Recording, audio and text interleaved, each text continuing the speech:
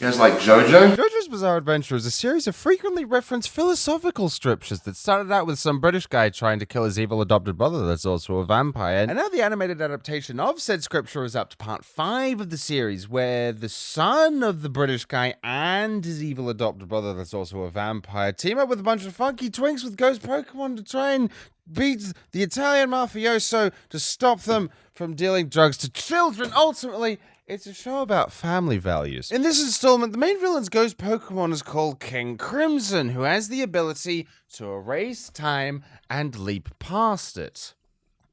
And that's dolphin fucking nonsense. Now, I'm not going to spoil anything about the character or the story. I'm just interested in the ability of King Crimson, because in all honesty, he is by far and away my second most favorite Poltergeist Digimon of the entire series. What is my favorite, you may ask? Snails. Okay, King Crimson. Here's the short version of how he works. All we have to do is make him last the rest of our lives. Thanks, SpongeBob. I think I'll eat it now. Oh! And now for the less than short version. You see, the funny thing with King Crimson is that it's not that he's difficult to understand, it's that he's confusing. Now, let's look at the phrase, erase time and leap past it. Stuff and nonsense. A proper explanation of what he does is that he can predict everything that happens within a 10-second period of time, and then he selects segments of said time that he doesn't want to happen, and then erases them. But they still happen. Saying that he merely erases the time is too broad and worthless of a descriptor, in my opinion. A more accurate way of thinking of it is that he sneaks the time past the worldo.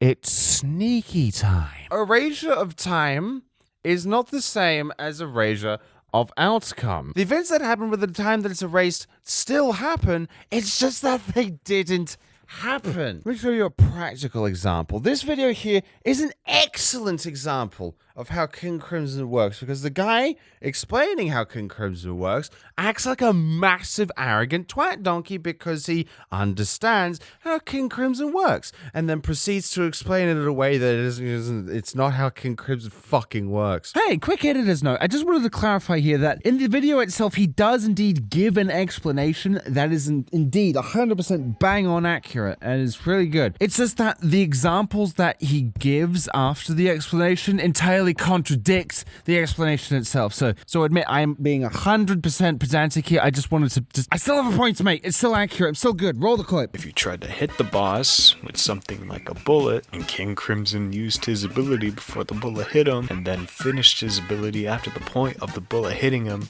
would have happened, the bullet would go from in front of him to having passed him without ever hitting him.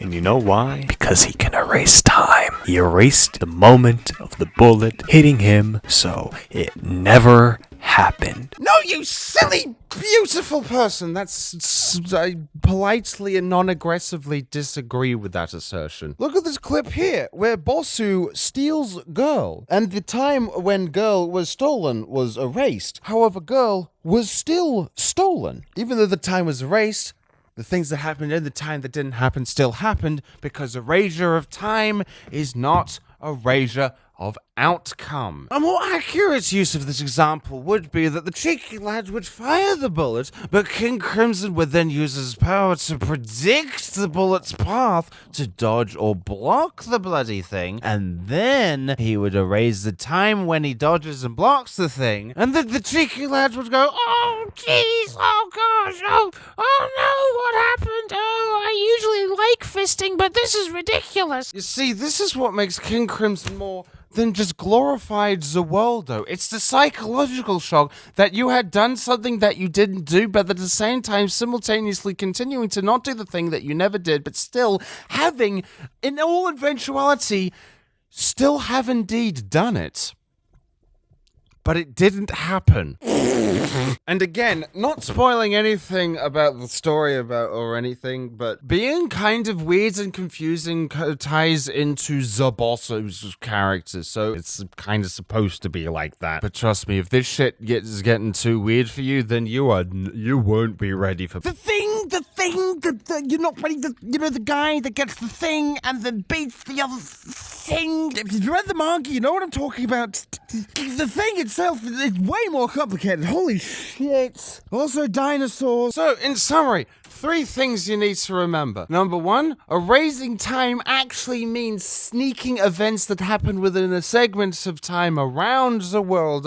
Number 2, erasure of time is not actually erasure of outcome. And number 3, the bit where Bruce Cerati punches himself makes so fucking sense! Let's break it down. Event A, man is standing on one side of the room. Event B, man is walking to the other side of the room. Event C, man is now standing on the other side of the room. Now, if you erase the event of part B, that would mean that man A would be able to see man C on the adjacent side of the room, right? Simultaneously, right?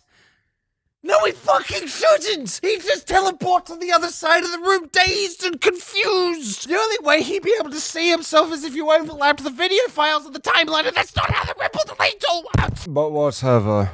It's fine. It's whatever. It's a minor, inconsequential plot hole anyway that only ever turns up once in the story.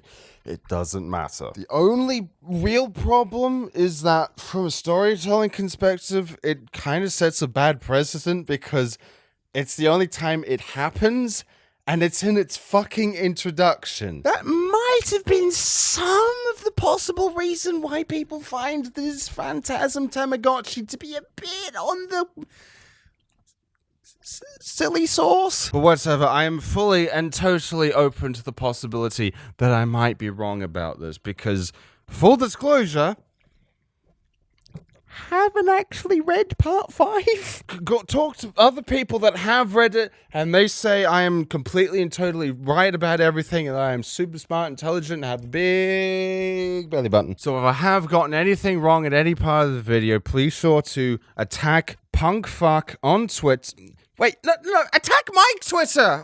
I got suspended ages ago, I haven't got my followers back. Please, go to my Twitter, at Aidenkind, and vehemently abuse me mentally and verbally and emotionally for skipping part 5 and going straight to 6. Oh, and also, please, be nice to Takiro Tomato. He's got some pretty good funny videos, it's just that in this one he comes off as a bit prickly, so, be nice to him, please. So that's it. I've done it. I'm an anime YouTuber now. I am now 10 times fatter, have a terrible beard, possibly a pedophile, and now know nothing about animation production or art direction.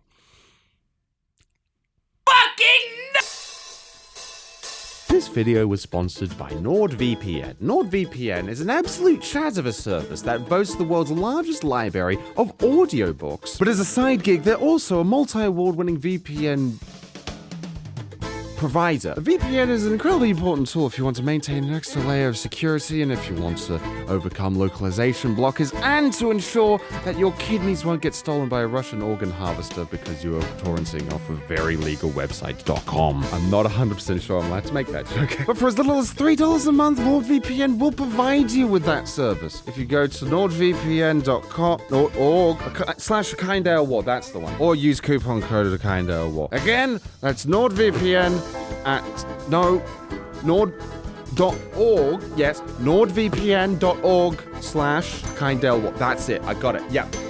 Doesn't matter, it's in the fucking description anyway. NordVPN. We have the best audio.